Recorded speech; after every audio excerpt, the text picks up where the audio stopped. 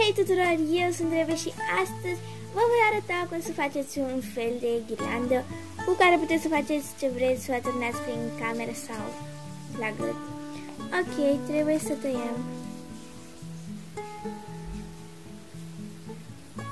Așa. Puțin din cea mov și puțin din cea roz.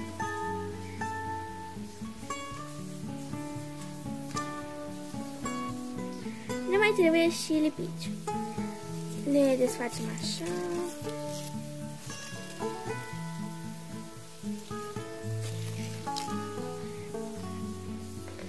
O desfaceți și pe cealaltă. Iar apoi le puneți așa una peste alta și le lipiți aici cu lipici.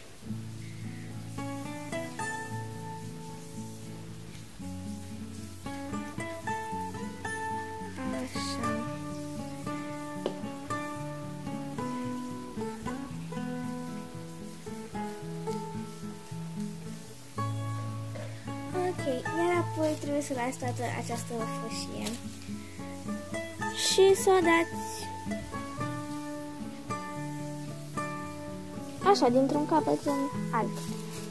Apoi cu cealaltă de cealaltă culoare.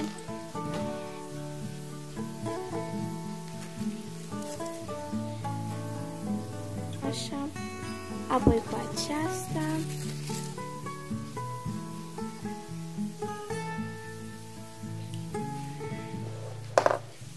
Apoi cu cea mov și tot așa până terminați cu toată hârtia. Va fi destul de plictisitor, dar după mine mi se pare că arată super drăguț. Cam așa.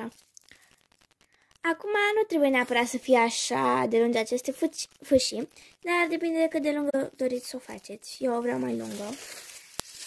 Aolea, așa.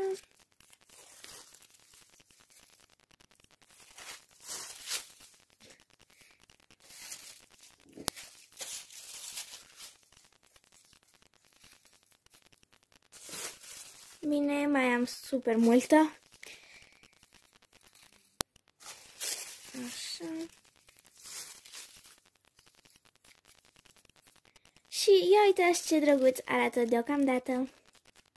Ok, și mai am foarte puțin, deja este mult mai ușor să o fac acum.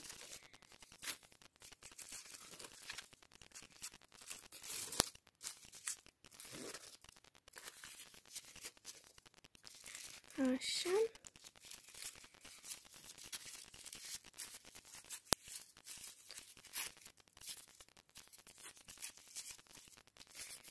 Iar apoi o vom lipi aici în cap. După ce am terminat.